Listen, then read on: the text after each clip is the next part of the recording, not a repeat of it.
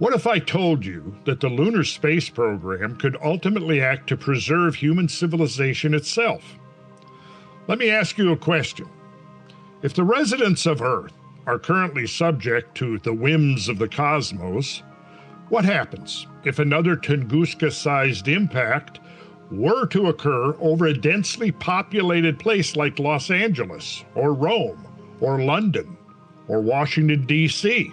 What if the next impact isn't Tunguska-sized, but several times larger? What if it wasn't a single bolide, but multiple celestial objects?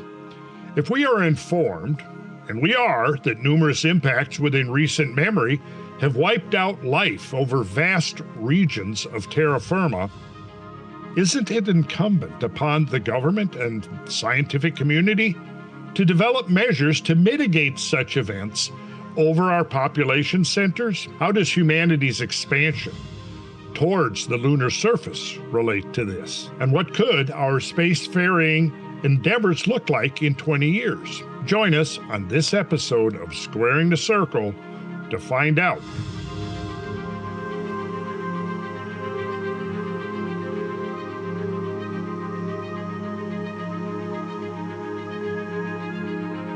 Well, welcome to another episode of Squaring the Circle. I am joined at this time by my colleague and producer and several other multiple hats that he wears, John Arthur Fiala. So it's good to see you again, John. Good to be here, sir. Maybe we'll quickly mention that you and I just spent a week together exploring the route of the Great Bonneville Flood, Snake River Plain, the Snake River Canyon.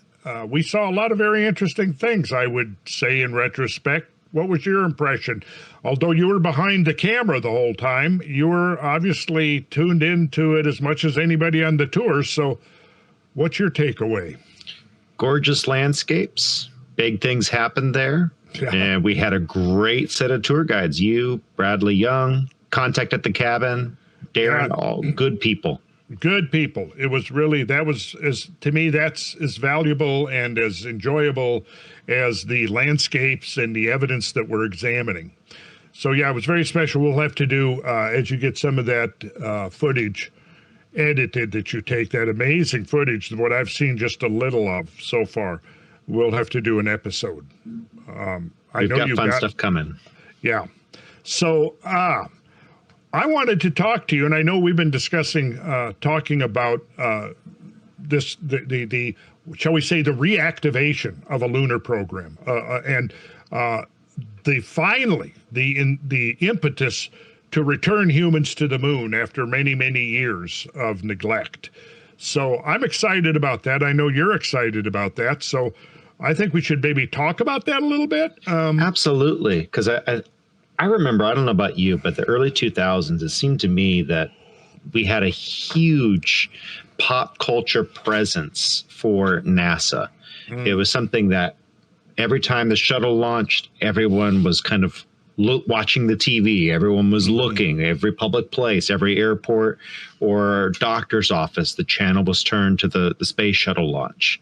And it, especially since the 2008 Barack Obama's presidency, 2009, that whole time frame, it feels like after NASA got canned, it's fallen out of pop culture. So we were kind of looking at the Artemis program, which really is the spiritual successor, I believe, to the shuttle, as far as our next great step into the cosmos, because the shuttle was kind of, as you've said, a stopgap or an in-between the Apollo. It was a make-work project as much as anything. So now we have this Artemis program, and I think it's really, really neat, but not a lot of people have heard about it. And so I figure now is as good as time as any to go ahead and real quick discuss it. I'd love to, because I'm trying to understand the intricacies of the whole project. There's a lot to unpack there, but maybe we should start with the origins of the program, which was the Space Policy Directive that was issued in 2017. And I think that is kind of where the whole mission statement was initially codified. around which the technology would be organized in order to affect this mission. Purpose of the Artemis program, to reestablish a human presence on the moon. And since when was the last time? 1972. 1972 was the last time we had a human presence on the moon. And even though the lapse of many decades has occurred, we're actually in a better position now. Our technology has evolved to the point where returning to the lunar surface is going to be really more doable than it would have been back then. Now, I mentioned that the shuttle program that you referenced, yes, I was very much interested in that. I thought, yeah, here's a good attempt to get the human presence back in space, but the problem was it didn't have the funding necessary for mission accomplishment, and that was reflected in the two disasters of Challenger and Discovery, which really sidelined the U.S. space program for years as a result of that. But now we're coming back around full circle, and Discovery was the last big major disaster.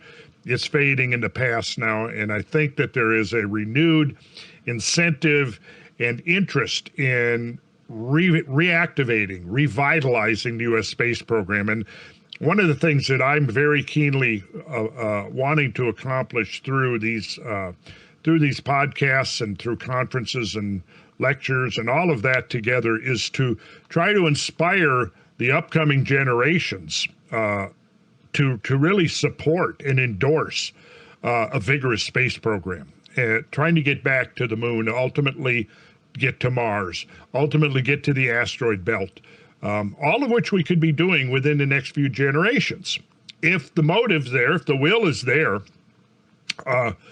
So one of the goals of Artemis is to establish a permanent base on the moon. And from that permanent base, that could facilitate human missions to Mars. Now, we should, of course, be discussing why do we want to do this. I think that we get into sort of the philosophical and epistemological realms when we're discussing ultimately the rationale for humans moving into space. But I think that if we are going to endure long-term as a civilization, if not a species, we have to do that. We have to, because two things are coming together here now. Along with our increased and improved ability to access the higher cosmic frontier, we're also learning that life here below on the surface of this planet is extremely dangerous, extremely vulnerable, and has been affected repeatedly by incursions from things outside. And this brings us, I think, back to something else we need to kind of discuss, is the DART mission. And the idea that if we don't expand into space, we continue to be vulnerable. And at first, that may sound like a very strained argument to say, oh, we're vulnerable. And people who are unaware of what's been going on in near-Earth space over the last half century, say, it's easy to be oblivious to the fact that, yeah, there is a bigger issue, and we are susceptible to impacts. And interestingly, when you look at the record of increased of the number of impacts, it almost seems that we've been in sort of a lull for the last century or two. If that's the case, we've got to reckon with the idea that there may be episodes or time periods where Earth is more susceptible to impacts, and therefore, as a consequence and a result, human civilization would be more susceptible to impacts. And there's a growing body of information and knowledge that suggests that some of the great failures of civilization that we see in the past, whether it's from the Indus Valley, whether it's Mesopotamia, whether it's the dark ages that are now showing up in the record of civilization on Earth, we see there are many examples now of civilizations that were prospering relatively, and then suddenly they're gone. Well, we could say drought. Yes, we could say volcanism. We could say climate change. We can say all of that, and it's probably true. However, the question that's wide open is how much of that is being influenced by the larger environment? And I think the answer is going to turn out to be quite a bit of it, right? Especially when we start talking about impacts. Now, an impact, turning back to the DART mission, which is about deflection of a celestial object that would otherwise strike the Earth. That's a good start. It does not, however, cover the gamut of celestial threats. It doesn't necessarily, it's not going to, for example, prevent cosmic dust in the event of a major incursion of a friable cometary nucleus that rapidly disintegrates into dust. A short period comet that comes in and litters the plane of the ecliptic with cosmic dust. Well, then Earth passes through that. That dust accretes to the Earth. It increases the opacity of the atmosphere and the reflectivity of the sun, and it brings on a literal dark age. Right now, how do we cope with something like that? Well, at present, we don't have an ability to cope with something like that. We're taking a little bit of a detour here to tell a story that I think is going to be valuable. I was coming down the stairs, and I think somebody just ahead of me had spilled a little bit. My foot hit it, slid out from under me, and I tumbled down 3 or 4 stairs to the bottom. I sure banged up my left knee. It was painful, but I was very relieved to remember that I happened to pack my CBD from the gods salve. And I was really grateful that I had remembered to do that. So that night I put some of the salve on, went to bed. Though I've being in the construction and building industry, I've had many falls and injuries and stuff. And I figured I'm going to be laid up with this for a month. We drove home. I think it was 3 to 4 days later. I continued applying the salve, and I would say within a week, I was getting around pretty good. I always bring the oil when I travel, and I'm now, after this episode, I'm like, okay, I'm always going to have the salve with me too. We don't have the ability to cope with a major coronal mass ejection that targets the Earth. We're vulnerable to that. Now, all of these things it's feasible to technologically address them, scientifically address these threats. For the immediate, though, I think that the most potential likely threat, though, is an impact along the lines of Tunguska, Chelyabinsk, or, an order of magnitude bigger.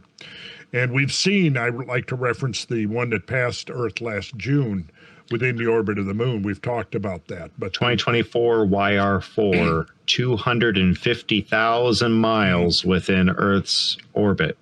Yeah. I think it was actually at its closest. It was closer than that, I believe. But anyways, the point is a slightly different trajectory or a deflection by Earth's gravity field. What can happen is that objects that are orbiting between Earth and Jupiter, they can get deflected, and over a succession of orbits, they can close in on Earth, just as we saw Shoemaker Levy 9 doing as it closed in on Jupiter. And in July of 1994, 21 impacts occurred in Jupiter of a fragmented comet nuclei that had at one point been a single object. This is what comet nuclei do. They come into the Earth's orbit and they fragment and they create multiple offspring, which then increases the vulnerability of the Earth.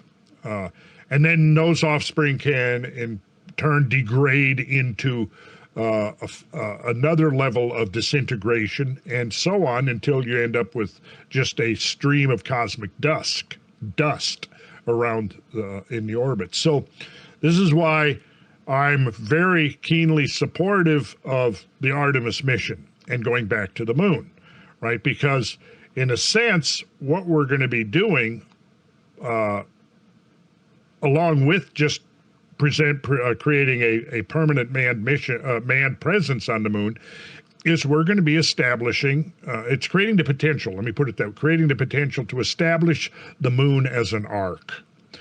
that can serve as a repository of our technology, of our knowledge, of our science, of our art, of everything, in the case of a cosmic disaster, and give us the means to reboot civilization as as efficiently and as quickly as possible, without having to reinvent the wheel. Now, to a lot of people listening, yeah, this is going to sound like science fiction, until the next Tunguska comes along and wipes out a city. And we've got to face that reality. And I think we're overdue. I really do.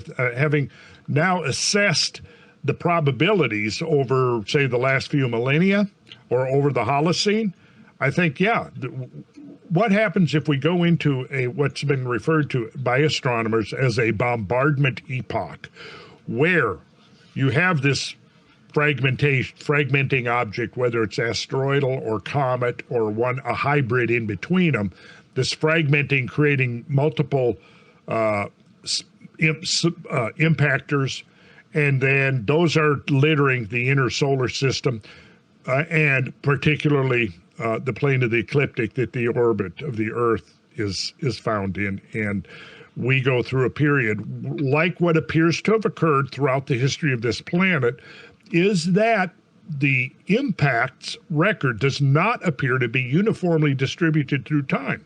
It seems to be clustered, which again supports this model that there are times when there's more stuff orbiting the sun and in the Earth's orbit, and more potential for the Earth to collide with this stuff. So getting back to the moon, I think, is of preeminent importance.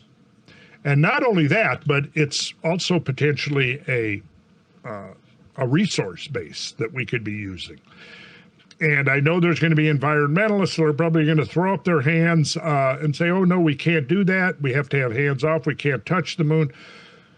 But I would say in response to that for about 4 billion years, the moon's surface has been pulverized by gigantic impacts that has created this thick layer of regolith, which is just this rubble that covers the surface of the moon.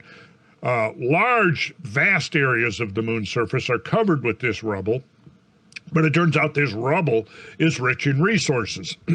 And the amount of this rubble is so vast that for us to go there and begin harvesting some of this resource, utilizing some of this resource, it would be a long, long, long time before it had any discernible impact on the moon in any way, right?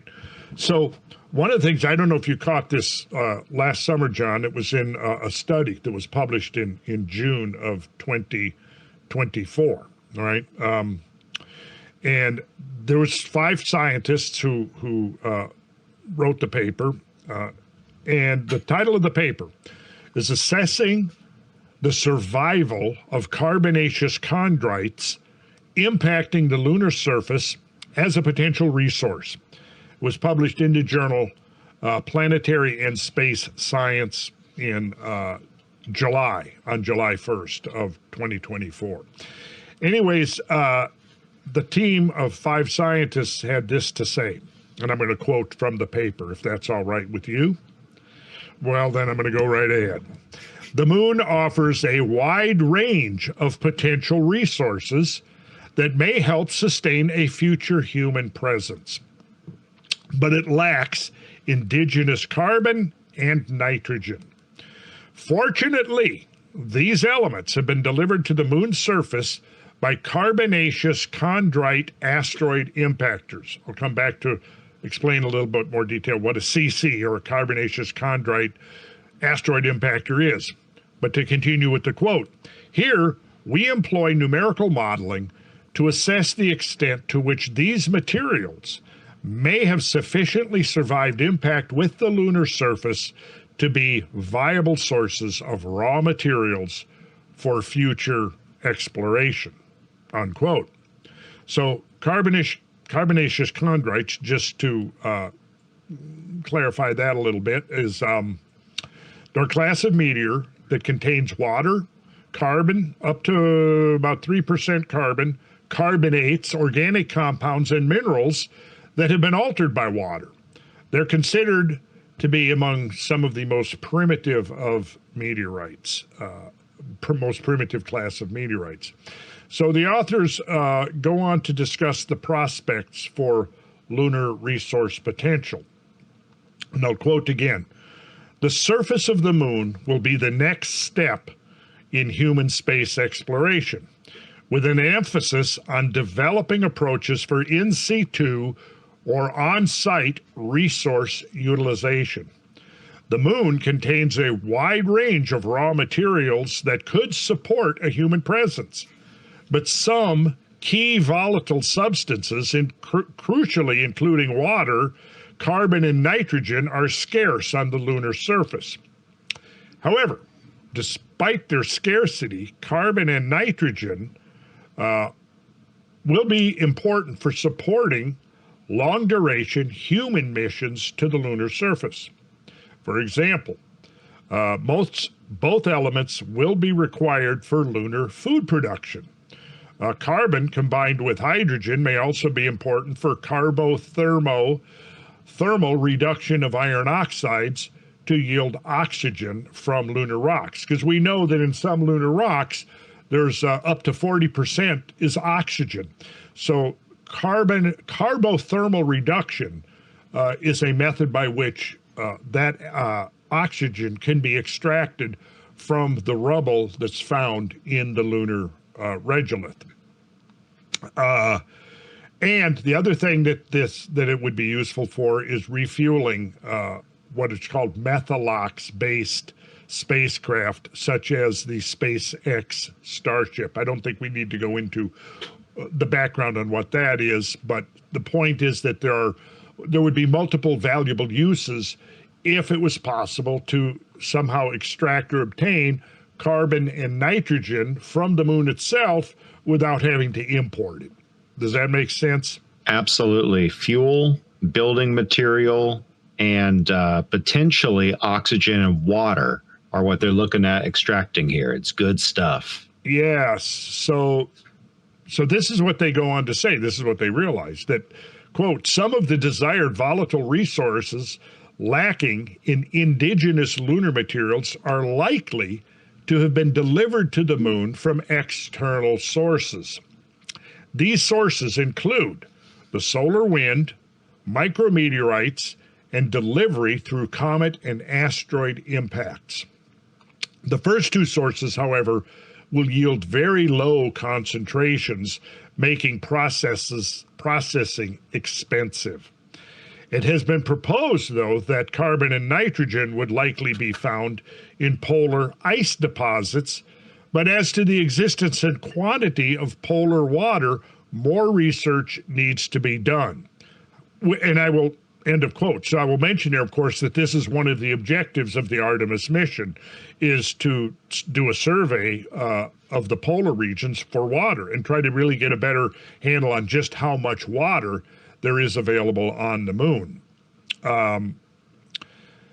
However, then the authors go on to say, "It is interesting to note that carbon and nitrogen are abundant in carbonaceous chondrite meteorites sourced from asteroid parent bodies."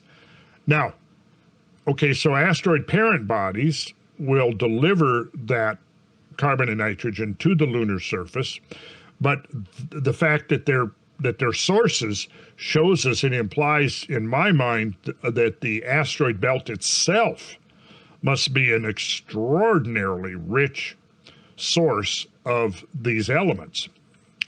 The authors go on to say that because asteroids with CC-like or carbonaceous chondrite-like compositions will have impacted the lunar surface over geological time, these could be a useful source of these key elements on the moon.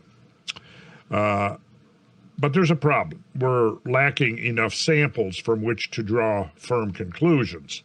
So the authors then suggest that unless and until significant quantities of surviving meteorite materials are retrieved from the lunar surface, experimental and numerical modeling are the best tools to probe the fate of projectiles during and immediately after impact. So they then go on to explain that there are multiple factors influencing the survivability of CC impactors, and these include things like composition, density, strength, cohesion, and so on. The porosity of the projectile, the porosity and properties of the target material, and the angle of impact. So there's a bunch of factors that have to be integrated here to try to understand what would be the potential of extracting carbon and nitrogen from the lunar surface. So drawing on previously numerically simulated hypervelocity impact studies that show that volatiles and organic material could survive an impact under the right conditions. Here's the conditions. The material would have to be removed from the surface to the degree of degradation from micrometeorite bombardment.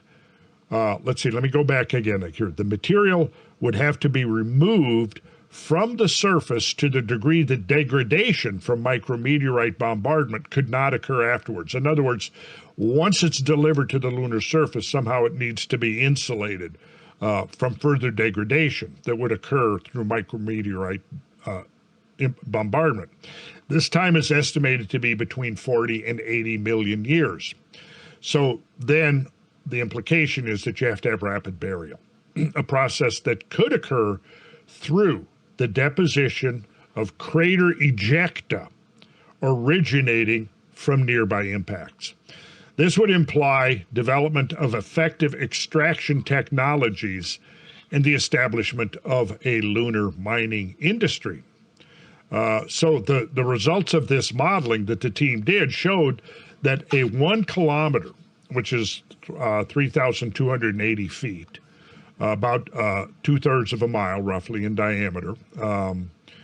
If you had a 1 kilometer diameter CC type meteorite, it could survive impact if the closing velocity was relatively low, that is around 5 kilometers per second, or roughly three miles per second, right? 3 miles per second, which actually, relatively speaking, is very fast, but for hypervelocity objects moving at cosmic trajectories, that's not very fast, because we could be looking at objects moving 4 to 5 times faster than that.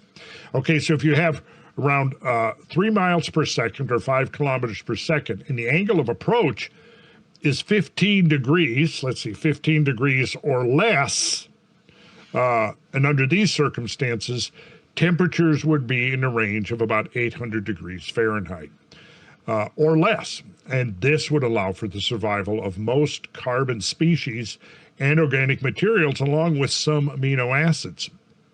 So after the impact, some of the surviving projectile material would remain in the crater, but most of it is going to be ejected beyond the crater. So as long as the temperatures generated during impact stayed below the vaporization temperatures of nitrogen and carbon, it is probable that these elements could survive. So in their conclusion, the authors state this, quote, "We have presented the results of impact simulations investigating the survival of CC material after impact with the lunar surface. In this case, survival is defined as material experiencing temperatures under a specific threshold, most importantly, the material melt temperature. The only scenario in which significant amounts, about 16% of the original projectile mass of nitrogen-bearing compounds survive, is at the lowest impact velocity and angle. Highly oblique impacts are expected to lead to concentrations of well-preserved projectile material downrange of the crater. This material may be the most useful from a resource perspective, as it is likely to contain abundant carbon and nitrogen-bearing compounds within a small area away from the impact site." So that becomes a potential resource, and this is very interesting. Then in reference to this, I commented that in the meantime, we look forward to the results of NASA's ice mining experiment -1, supposedly to launch late 2024 or to early 2025. When I wrote that a year ago, that was, it had not, this was still projected for the future. It hasn't happened yet. Early 2025, come on, guys, let's get our butts in gear, all right? The results of this mission are intended to answer definitively, whether or not water is present on the moon in usable quantities in the South Polar region. The evidence in hand from the time of the Clementine mission in 1994 suggests the probability of water ice at the South Pole, and the Lunar Prospector mission of 1998 yielded more evidence for ice in the permanently shadowed craters. Shadowed craters. Then we had the Indian spacecraft, the Chandrayaan-1, release its moon impact probe, if you remember that, which crashed into the Shackleton crater near the lunar South Pole, and it apparently detected water in the moon's surface. Only further research is going to confirm this. Some estimates have put the volume of water near the lunar surface as much as 3 cubic kilometers. If retrievable, that could supply plenty of water for a lunar base and our colonies, which then brings us back to the Artemis mission. So, if we're going to be able to harvest the regolith for building materials, fuel, oxygen, and water, we're going to have to first do a little bit of research. And like we talked about last time, the Chinese missions, the Japanese probes, the Indian probes, those are all giving us great strides and great hope. But later on this year is the next first attempt of the Artemis program. But Randall, what is the Artemis program? Like we talked about, it's an outgrowth of the Space Policy Directive, which is sort of, here's the game plan for the next phase of space development, space exploration, space utilization, and so on. If we break the program, Artemis program, down to its components, what do we got? We've got the, well, we could look to the earlier program, the Constellation program, and the development of the Orion spacecraft. So this served as sort of the launching, the pre-Artemis policies that out of which the Artemis program grew. So one of the things that in the Orion spacecraft is the European Service Module. Well, it's a component of the Orion spacecraft, and it's a primary power and propulsion component. That's essentially what the European Service Module is. And the Europeans contributed their version of it to the Orion spacecraft. And there were, this was a product of the European Space Agency, which is Europe's counterpart to NASA. The Lunar Gateway Space Station, that's an interesting component. The Lunar Gateway Space Station, it's going to be a new space station which is to be assembled in orbit around the moon. Right, the Gateway is intended to serve as a communication hub, science laboratory, and habitation module for astronauts as part of the Artemis program. So that, to me, is one of the most interesting components of it, is the Lunar Gateway. The Lunar Gateway, I like that. And it's called the Gateway because it's going to be the gateway to Mars. Yes. At least that's the plan. Right. Yes. And it'll also be the service hub for the HLS, the Human Landing System. Mm-hmm. That's going to go between the lunar surface and the Gateway. And you said the gateway to Mars initially, yes, but I would look at that as the gateway to the whole solar system ultimately. The belt next. Mars first, the belt next, and the belt, yes. Even further. Yes. More missions to Europa, etc. I was just going to say Europa. Just, you got the word out of my mouth before I could open my mouth and articulate it.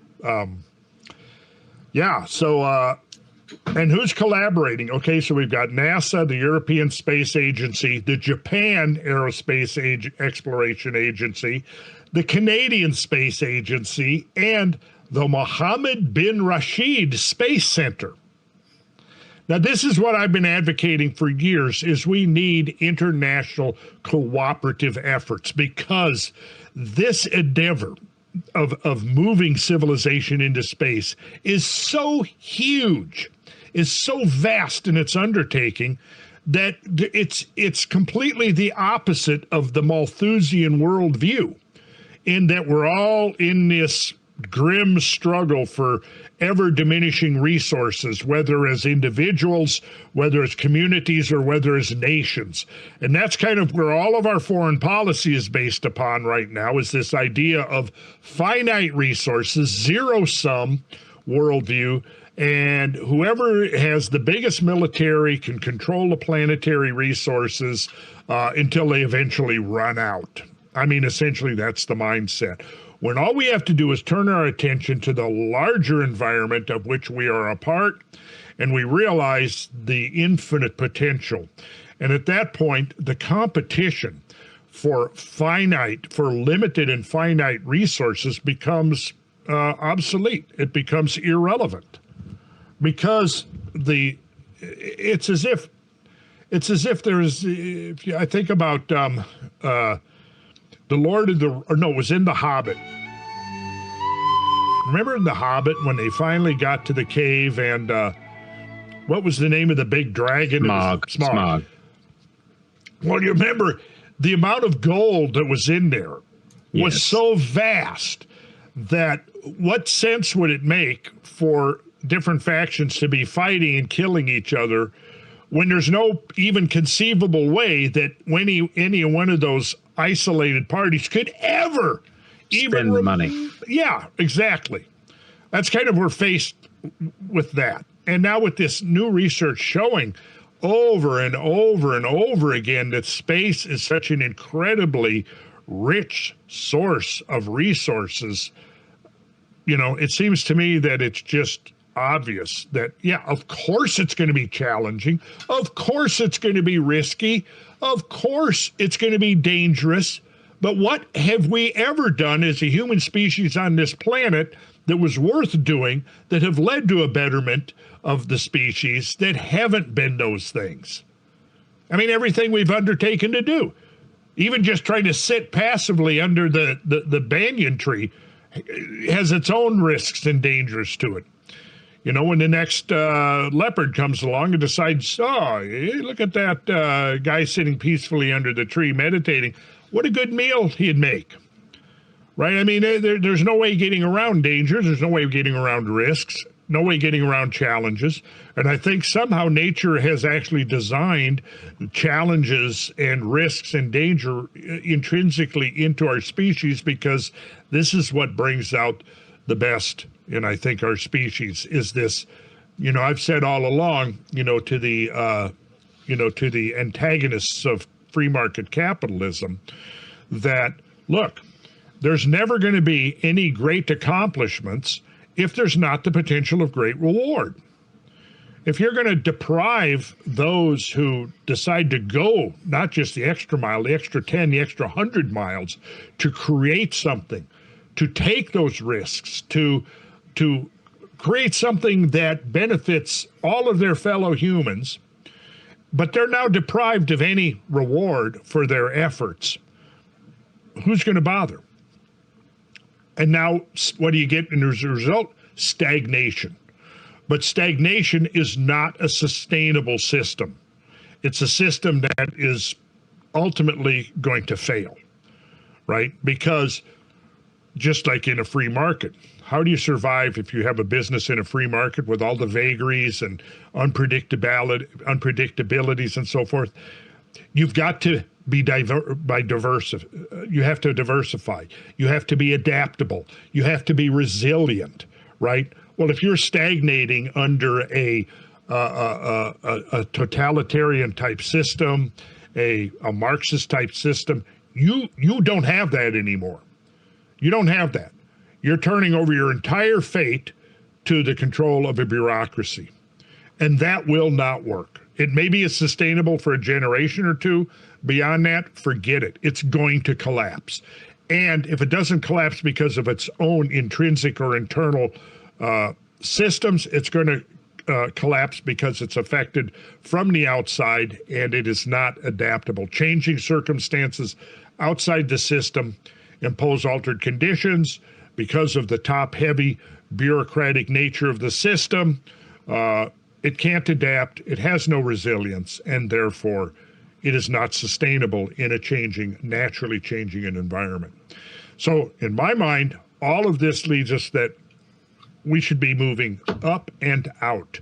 So if people, am I to the right or to the left? Well, neither one really, because I'm to the up. You know, I'm looking not to the left or to the right, I'm looking up. And I think once we move out and we undertake this incredibly bold adventure, all these petty things that are dividing us right now will eventually fade into historical irrelevance. And you're absolutely correct. There is a danger right now of stagnation. And that's something that you and I have both talked about off camera, that the stagnation of the space program, especially, you know, programs like DART, you know, the double asteroid redirect program, that is something that, you know, for those of you who are having a hard time imagining, so I'm going to try to find an animation to put up here. But we're basically talking about slingshotting, you know, something to correct the course of an incoming bolide or comet. We've been within a gnat's hair a few times in the last 20 years of these impacts. And in the meantime, we're focused on just the silliest political idiosyncrasies when we could be pulling together and saving lives. Again, if you haven't been following Randall's work for a long period of time, Tunguska leveled, what was it, 500,000 square acres of forest. It could have been, let's see, it was about 800, it was over 800 square miles. So 800 square miles times 640 acres. Yeah, that's over, well over 500,000 acres. So utterly obliterated, flattened. And they took pictures, and I'm going to put these up here. We're talking about something that happened in 1908. It was recent memory. Thankfully, I think 1 or 2 people died from the aftermath, but no one from the impact. Directly, correct. Directly. Yes. It was a small number passed away due to, I mean, we're talking fireball, just nuked a bunch of the Siberian landscape. So it's something that is real. And having this lunar exploration that not only is self-sustainable, hopefully eventually to some extent, but also is prepared to defend the planet from incoming Tunguska-sized events, which are very common. I mean, they're again, more of Randall's work. If you're new to this is what Randall does and what he talks about. You look at a lot of the famines that we've had in our recent memory in the last millennia are very possibly from cosmic dust or cosmic impacts and the dust and the nuclear winter that came out from that. So it is something that we should be looking at and not stagnating on. We've got the materials. We've got the tools at hand. We've got the tools at hand. We've got the materials. We have the technological know-how. We have the industrial base. What seems to be missing? The will, the mode. We've got the motive. We need the will. We need the will. People need to say, look, life is either going to go forward or it's going to go backwards. Stagnation is only a temporary condition that ultimately proceeds going backwards. I, for one, don't want to see civilization. I don't want us to go back to the Stone Age. I don't want that to happen, and it doesn't need to happen. When you mentioned the DART mission, you know, one of the things is right now at this stage, we realize we've got within our capabilities now, with a little bit of further development and research, we're going to be able to divert asteroids. And one of the things, of course, the first and priority is, yes, we need to know how to divert an asteroid that's otherwise going to strike the Earth. But the same technology that will allow us to basically just bump the asteroid into a different orbit will be, with a little bit of higher level of technological development, we will be able to actually now move asteroids and park them where it will be economically convenient to then begin harvesting them. And then utilizing those resources, both potentially for the Earth, but even more so for the establishing the cornerstone of a cosmic civilization. So that would be the next phase of an enhanced DART mission capability. So should we look at a graphic? There's Absolutely. So this is a NASA graphic here. We will provide in the notes. We can provide a link so people can go to this themselves. This is worth looking at because here, if we go back to here's the first mission that has already been accomplished. So this is the first human spacecraft to the moon in the 21st century. Then Artemis 2 will be the first humans to orbit the moon, right? And then Artemis 3, or there'll be an Artemis support mission. The first high-power solar electric propulsion system. Then another Artemis support mission, the first pressurized module delivered to Gateway. I will mention, though, that Trump has decided, or he's suggested, that the Gateway be emitted from the 2026 budget. So I don't want to see that happen. Donald, in case you're listening, dude, we need you on board with this, okay? If you want to have a legacy, let's move this cosmic civilization program forward, okay, under your watch. Come on, get your Space Force up there. Want the Gateway. Yes. It sounds so weird saying Space Force. I know. You know, we met the young gentleman on the tour who's going into Space Force. I'm very interested in that. And he was, before I knew he was going into Space Force, in my discussions with him, I concluded that he was probably one of the highest IQs of the entire group. And he knew, I started mentioning things, he knew everything I was talking about. He was right with it. So I was quite impressed with his intelligence. Then he tells me, when I leave the tour here, I'm going to be going into becoming a member of Space Force. So I'm even thinking maybe at some point we should help Space Force recruit, offer our services and our audience to, whatever we can do to move this program forward. Mm-hmm. Which in my mind, hey, you want to make America great again? All right, why don't we Americans lead the human species into the cosmic frontier and build the great civilization that prospectively lies in our future? All right. So anyhow, back to our graphic here. And then another Artemis support mission, which is the human landing system delivered to Gateway. And then finally, Artemis 3 will be the crewed mission to Gateway and the lunar surface. And for those who are not seeing the video, when I say crewed, I mean CREWED, not CRUDE. Okay, just to be clear on that.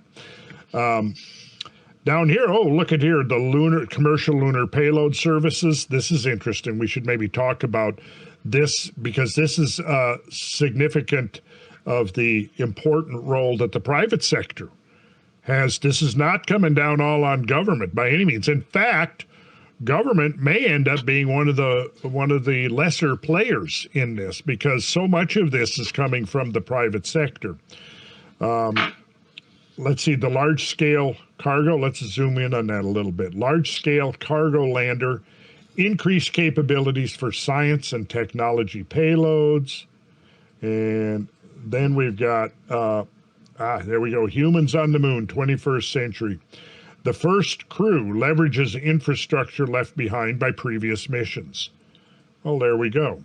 And then, this is important. The early South Pole missions, first robotic landing on eventual human lunar return and in situ resource utilization site First ground truth of polar crater volatiles. Yeah, looking forward to that. But first robotic landing. And so this is the thing. We didn't have this kind of capability back in the early 70s that we've got now. Robotics is light years ahead of where it was 40 years ago, 50 years ago. So, which makes this all the more feasible now. And several things that have happened historically since then, the collapse, for one thing, the initial Mercury, Gemini, Apollo programs were instigated through the geopolitical competition between the United States and the Soviet Union, right? So even though détente still sort of prevailed after the 70s, nonetheless, there were heightened tensions in the 80s that sometime might be interesting to talk about. But ultimately, those heightened tensions preceded the collapse of the Soviet Union and the assumed, competition militarily and geopolitically between the United States and the Soviet Union got demoted in terms of priorities. At the same time, the contribution of that competition to invigorating the space program also disappeared. So there was not that motive anymore. Of course, what is happening is that we're beginning to realize in the 80s and the 90s and accelerating through the 2000s is just what we were talking about, the realization of our own cosmic vulnerability. And that, maybe we're not talking about an event that could wipe out civilization in the next 5 or 10 years. Doesn't matter if it's the next 50 or 100 or 200 years. The problem is we don't know at this point. So we have to assume worst case going forward, I think, that, it could happen sooner rather than later. We hope it's later to give us plenty of time to create and build and implement the infrastructure. But at the same time, we don't know. So in my mind, there's no time to waste. It's just, again, maybe the analogy is, you're a community living on the coastline of Florida. And you go, well, we haven't seen a hurricane come through here in 50 years. So therefore, we can just take it easy. We don't need to try to implement, measures for rapid evacuation or to secure our infrastructure. We don't need to do any of that because it's been 50 years. What kind of psychology would that be? Would be there anybody who would say, no, that's not a sane or prudent approach? No, you don't know. Maybe it'll be another 50 years. Maybe it'll be 100 years, but it could be next year. You don't know. So you can't just sit there on your fat dubs and think everything's going to be okay. You need to get your ass in gear and do what you need to do to enhance and optimize the survivability of your community. Well, we are a emerging global community, and that is what we need to do. And we can't assume that we've got millennia or centuries. We have to assume that it could happen at any time. This is what the one last summer. What was it again? YR4 2024. YR4 2024. I mean, that is not going to wipe out civilization. However, it's going to be would be a major setback. I mean, in terms of the global economy, it could be a decade or two recovering from something like that. When you consider that New Orleans has never fully recovered from Katrina, right? Correct. Neither is Houston, where we took all the refugees in. Yeah, right. It changes everything. And it definitely changes it for the lives of the 80,000, 2 million, 5 million, wherever it hits, that are wiped out in an instant if it hits a population center. Yeah. And what we're looking at with the June 2024 could be 1,000 times worse than Katrina. Yeah. Literally. That's not an exaggeration. Easily 100 times worse. But even try to imagine 100 times worse. Well, how long would it take to fully recover? It would take decades, right? So this is real. This is not science fiction, folks. This is real. And it needs to be incorporated into our large-scale planning, our long-term planning. It needs to become an integral part of our psychology as the dominant species on this planet. Because right now, I mean, what do we now know when we look at the record of life on Earth? This is not an exaggeration. to say that 99.99% of all species estimated to have ever existed throughout the span of life on Earth, which we call the Phanerozoic, that 99.99% of those species have gone extinct. Now, in the old, obsolete Darwinian models, and I'm not rejecting evolution here, okay? I don't want somebody coming and saying that I'm rejecting that. But in the old Darwinian models, you have this incremental, almost indiscernible mutation of species over a long continuum, and it's the endpoints of that continuum that represent distinct species, right? Well, the problem with the evolutionary record is the missing transitional species. Well, the model has changed since I was growing up and educated in this. The model has changed, is that now, see, in the old model, species, and this is kind of somewhat arbitrary, but I've seen this percentage used. In the old model, at any given time, 10% of the species are undergoing a slow extinction process, and 10% of new species are now being introduced into the biosphere, right? So basically what you've got is this incremental, almost indiscernible process going on. At any given time, X number of species are going extinct, and they're being replaced by X number of species being replenished by it. Well, what's changed since the say the 1980s is that we now know, boom, mass extinctions occur repeatedly, and the majority of extinct species on Earth did not go extinct slowly, incrementally, a few species every 100,000, every million years, but boom, wholesale mass extinctions.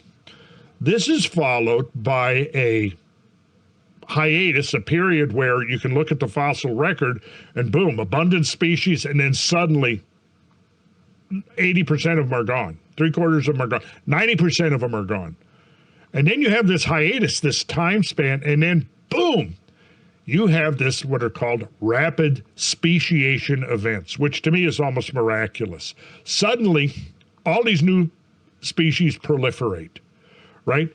Now you have a whole new order, a whole new system, planetary system in place. What if that model serves for human civilizations? And see, we began to accept the fact that in the 80s and into the 90s, that cosmic impacts have profoundly affected life on Earth. Well, now we're kind of into follow-up mode where we're realizing the unappreciated or underappreciated role that impacts have played in the rise and fall of civilizations. So anyhow, that is kind of a digression there, but it's the logical conclusion of getting a DART system up on the moon is a great idea, and it's long in coming. Yes. And so the HLS, the Gateway platform, please, President Donald Trump, please put that back on the budget. It's been put off so many times. Yeah, that's exactly right. It has been put off to the point where some of us have lost hope at times. So hopefully it comes back. Well, I tell you what could trigger a virtually instantaneous change of mind would be a repeat of June 30th, 1908. Yeah, I hope that doesn't happen. But if it did, it would get people thinking. It sure would. It sure would. So did you know there's an Artemis 4 that's planned? 2030 or 2028? I'm trying to remember the 2028, date. But 2028. Knowing the way things go with government, good luck on 2028. Correct. But it is intended to be the second landing with crews aboard. And it will have a Starship HLS, Starship Human Landing System, upgraded that's in development right now. And so it'll be an Orion spaceship with an upgraded Starship human landing system, and it will dock with the Lunar Gateway. Come on, this is all part of the plan. We got to have the Gateway. Only makes perfect sense because it is so much more efficient and economical to go and dock with a Gateway than it is to go direct to the lunar surface, as far as I can tell. So the only detractor from that is Buzz Aldrin, and he kind of has that opinion, but I don't know. There's a lot of really intelligent people who disagree with him, because his thought is that, then again, I think he's biased, because this is exactly how he did it, is you carry your landing module with you every time. But it seems to me that you're right, that having a near rectilinear orbit station, the Gateway, kind of doing this little hula hoop through the air with minimal station keeping fuel, hopefully provided by mining the regolith on the moon, that could potentially reduce the amount of mass that's sent up every single time, and the amount of complications, because you throw away each of these modules. If you had a module that was purpose built for in lunar atmosphere up and down to the HLS platform, to the HLS platform being built for the Gateway down to the lunar surface. To me, that seems like that makes a lot of sense. To me as well. It just seems to me that it does make sense. But again, I would like to hear what he has to say. I haven't heard his objections. So, and certainly I would respect his expertise. I mean, more so than my own, up to a point. But I would also listen to other voices that favor the Lunar Gateway before I made up my mind. But it seems that my own instincts, my own common sense, and what I seem to know about, supply chains and how systems function, it would only make sense to have a rendezvous, because literally, I mean, fuel costs have got to be substantially lower docking with the Lunar Gateway in orbit around the moon than, going down to the lunar surface itself. Now, of course, obviously, if we're building a lunar base on the moon, yeah, we've got to have that functionality. We've got to be able to, and of course, the moon is much, much more economically efficient in terms of energy consumption for landers to land on the moon and launch from the moon than it would be, say, on Earth. And that is why the moon is, essentially, what was it? Ericki said that if God had not intended man to become cosmic, he wouldn't have given us the moon. Paraphrasing it, of course, but that was the idea. So there's... Oh, sorry. Yeah, go ahead. Good. No. Okay. Well, I was going to say that then there's also an Artemis 5 mission planned for 2030, and it would be the third landing of a crewed mission. It's projected to deliver 4 astronauts to the Lunar Gateway station, and it will deliver the European Space Agency's Esprit refueling and communications module. So a refueling and using the Lunar Gateway, multifunctional, refueling, communications. And the Canadarm3, which is a Canadian-built robotic arm system for the Gateway. I'm not sure what actual functions that would be engaged in, but I'm sure we could research that and find out. I'm sure it's going to be very similar to what they built for the shuttle. So here's Aldrin's point, and I think that you just made the best point on the board against against Aldrin's paradigm. But here's his paradigm. Okay. The SLS cannot get Orion into lunar orbit with any particular maneuver capability. And that's why we need to go into orbit, and that's not quite close enough. And now we have to build a big spacecraft. It takes 3 spacecraft to make a landing. is what Aldrin is saying.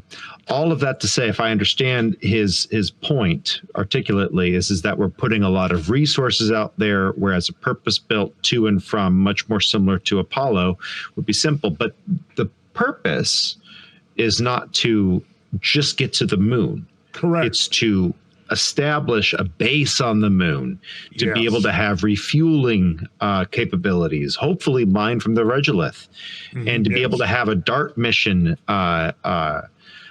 available and ready to go on the lunar surface. It's not just to go to the moon. We want to colonize. Right. And in a future episode, you and I talked about this. I don't think I'm speaking out of turn. We'll have to talk a little bit about some of the planned structures. Probably not today, because we're coming up on time. Yeah. But we'll have to talk about the planned structures and how sacred geometry kind of relates to some of that.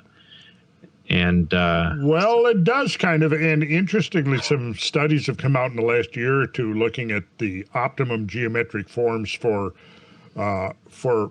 free form, for orbital themselves, not necessarily on the surface, although that too, but in free space, either orbiting, well, it would have to orbit something, but maybe initially it would be orbiting the moon. But there are some relatively interesting geometries that have emerged through as optimum for enclosing space and being able to extend that geometry. What would be the word?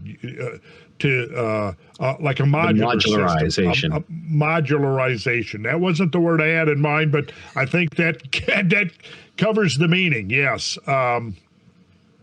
It'll come to me in a second. But yeah, the idea is that you can connect, you can grow, you can use the initial geometry, and by integrating components, you can modularize it. So let's see, the final thing, the Lunar Terrain Vehicle, which is NASA, that would be part of Artemis 5. And it's a rover, which is under current development, that astronauts can drive on the moon while wearing their spacesuits. So let's see, the LTV, I like this because they always have acronyms. The LTV, which is the Lunar Terrain Vehicle. So it involves returning astronauts to the moon, which is the Artemis program, specifically the lunar South Pole. However, the LTV will not fly until Artemis 5 in 2030, at the earliest.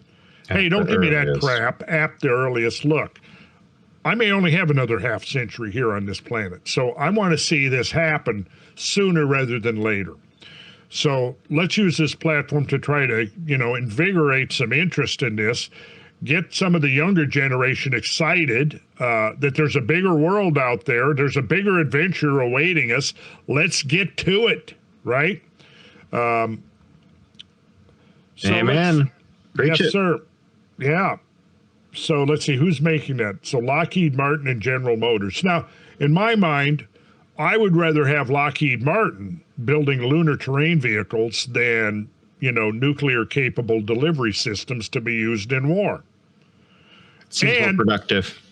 And here's the thing. Look, all of the military-industrial complex has created an industrial infrastructure, has created a technology that would not be that difficult to readapt to just as, think about how quickly we were able to convert our private peacetime industrial capabilities at the onset of World War II. Literally within a year, it was converted from peacetime to militarization. We're turning out tanks, we're turning out bombers, we're turning out these incredible amount of equipment. Well, it could go the other way. All of the companies that are now engaged in a part of the military-industrial complex, hey, you guys actually, I think in the long run, will make more money, more profit by shifting over to peacetime development and exploration, colonization of space. Because again, the idea that I want to keep hammering is that this is such a massive, such a vast undertaking.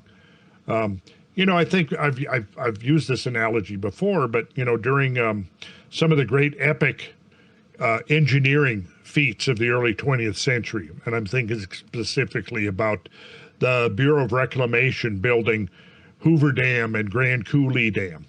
Grand Coulee Dam at the time was probably the most epic engineering undertaking in human history, aside from something like the pyramids or whatever. I mean, it was on an enormous scale.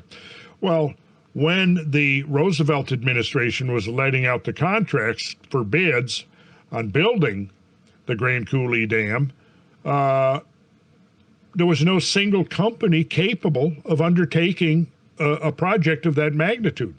So what happened is you had three previous competitor companies forming a joint venture.